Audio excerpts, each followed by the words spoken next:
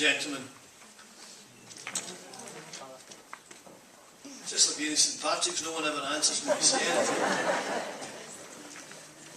Talent is a gift from God, but for talent to be developed, it needs the expertise, skill and experience of teachers, backed by the encouragement of parents and carers. Now, we've already shown our appreciation for the many talents demonstrated by the pupils of Notre Dame, but may I, on your behalf, congratulate and thank Mr Gordon and the music department for the wonderful programme of music presented tonight. If you give them all our claps.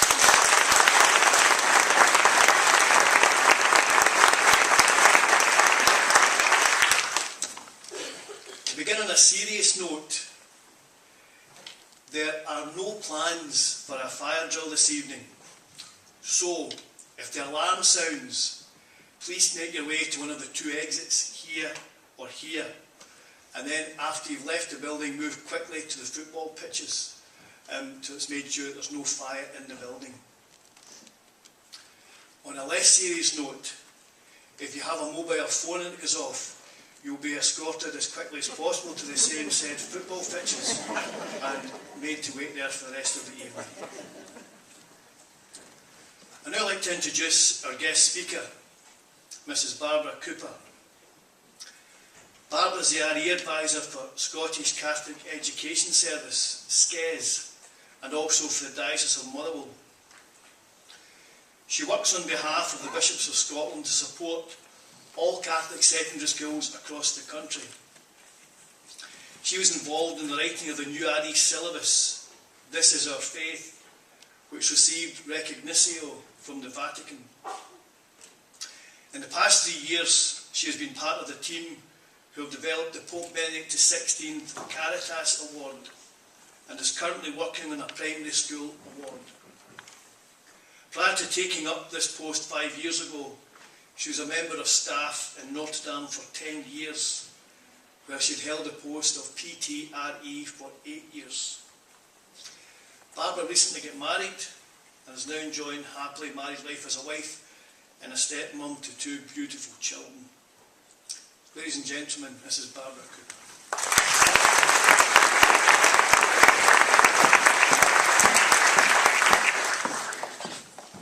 Thank you very much, Father Derry, for those words of welcome. I couldn't have written them better myself. On my first day at secondary school, I knew no one, not a single person.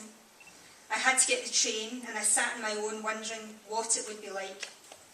When I arrived, I was met by a deputy who gave me my timetable and told me that the 6th years would help me out if I got lost. So I went to my first class, a little bit nervous, got my pencil case out and just prayed that I would get through the first 2 periods. It was hard, but I managed it, and by the time the interval came, I just thought, I've survived. You've got to remember that I was specky with ginger hair, so I didn't have much luck. So when someone came up to me and said at interval time, do you want to come and sit with us? I immediately said yes. Over the next few weeks, different folk asked me if I wanted to join in a few different things. Someone said they were going to a meeting where everyone was organising social events for the school. Did I want to go? Some others who hung out in the music department asked if I wanted to join them for lunch.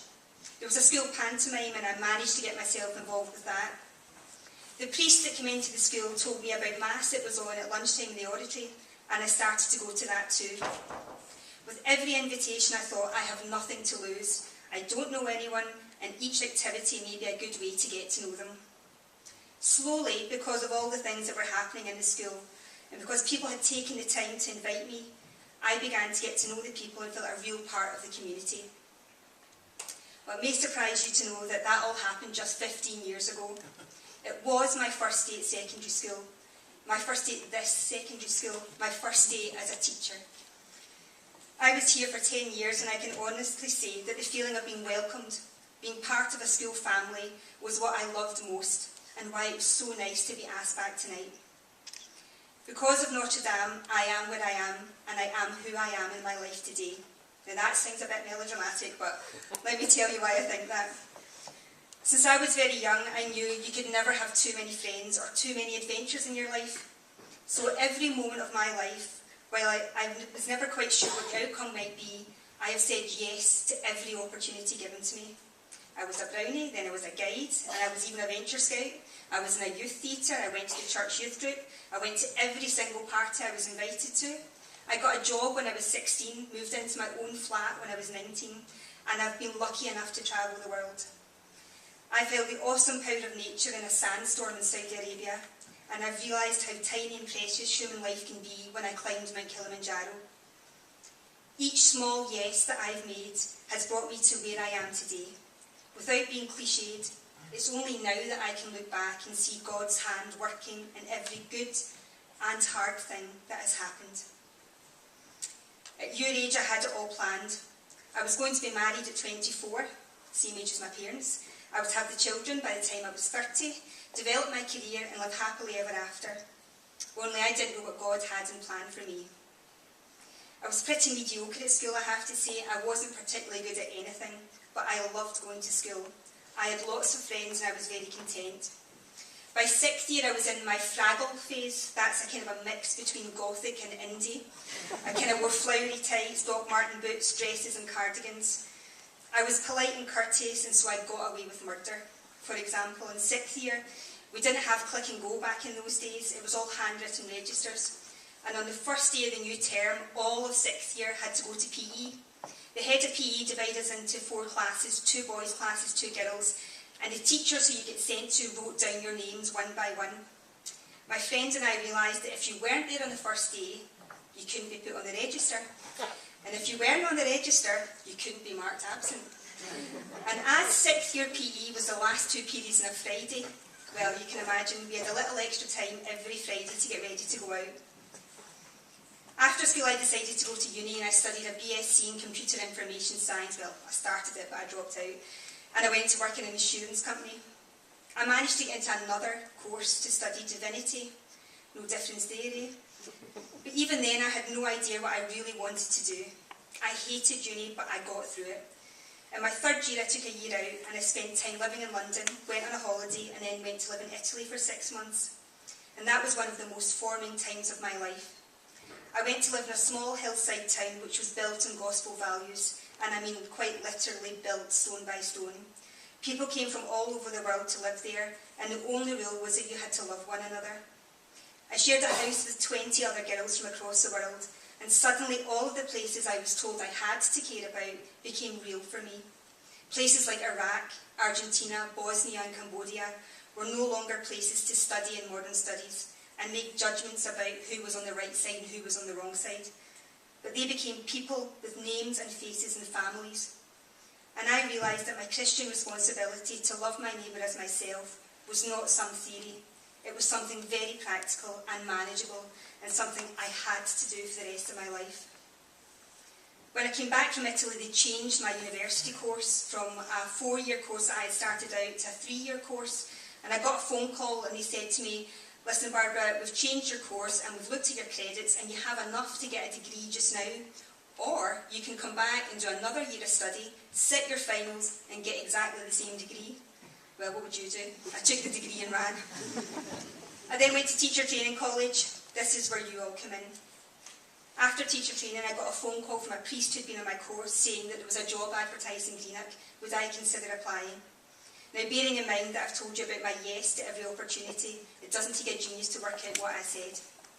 I didn't know a soul in Inverclyde when I started here, but I knew that I had a chance to work with other like-minded people who wanted every adventure to be meaningful and every yes to count. Because of my time in Notre Dame, I have the best friends in the world. The chances I had as a teacher in the school are quite phenomenal when I think back. The school has been ahead of its time in many ways for so many years. Its curriculum was excellent before those words had even been formed in the mouths of politicians. Apart from the privilege of teaching fantastic people like you, RE, and leading the RE department with Mr McGovern and Mr Watt before that, a few other things that I did in Notre Dame still remain in my memory. The London theatre trips, being part of the social committee, the retreats, and especially the 6th-year overnight retreats, running the tuck shop, the sponsored walk, masses and services in St Pat's, the kindness of the office staff to me, helping with the panto and school shows, being in the staff panto, and going on staff nights out. The CD Mrs Alford made us all make for charity. If you haven't heard that, you need to get that out the closet. Making a human white band round the whole of the school to make poverty history. Sitting up in the lighting box with Mrs. Craig for the Christmas concerts. Going to Lourdes with Father Jerry and the team. Being in the staff room with Mr. O'Donnell from Learning Support to hear that Joseph Ratzinger had been announced as Pope. And then seeing Pope Benedict with some of my 6th years in Germany. The fantastic school chaplains that I got to work with. The infamous Tuesday team that we had for canteen duty. And my brilliant clique of friends. Friends who have been there with me in the very happy and hard times that have come my way. Who have quite literally laughed and cried with me. I now know that every yes I have made was not just an adventure, but a yes to God. Everything I hoped for when I was your age, I now have. I am married. I am a stepmom to 2 amazing children. I have a career which, quite frankly, I have no idea how I ended up with, and I keep waiting to be told that they've made a mistake. But if I'd done this in my time scale and not God's, I would never have met my husband. I would not be in the job that I'm in, and I certainly would not be the kind of person that they ask to award ceremonies. When the Pope visited Britain, he used a line that has been repeated over and over again. He challenged all the youth to become saints of the 21st century. I was recently at an event where someone said the job of a Catholic school is to help pupils to know more about Jesus, and they hope that they get to build a personal relationship with him, and the certainty that if it is personal, like all good friendships, it will last a lifetime. That is exactly what every member of staff here in Notre Dame tries to do for you, in everything that they do. The holy things that you do within this school are not just the obvious things, like retreats, lunchtime masses, praying the rosary, charity work, the Caritas Award, but in every moment where you're encouraged to do everything you can to make the most of your God-given gifts and talents. Your teachers are training you to be the saints of this century. When you're in PE, home economics, science, maths, English, when you're in a club or a team, on the prom committee or running a talent show, when you're in the school choir or taking the Teen Tech Challenge, going to New York or Alton Towers, every one of these moments in your life is something that has been planned on your behalf, put on for you to grow, organised to help you to be excellent. And all you need to do is to say yes. And you'll be one step closer to becoming the person God intended you to be.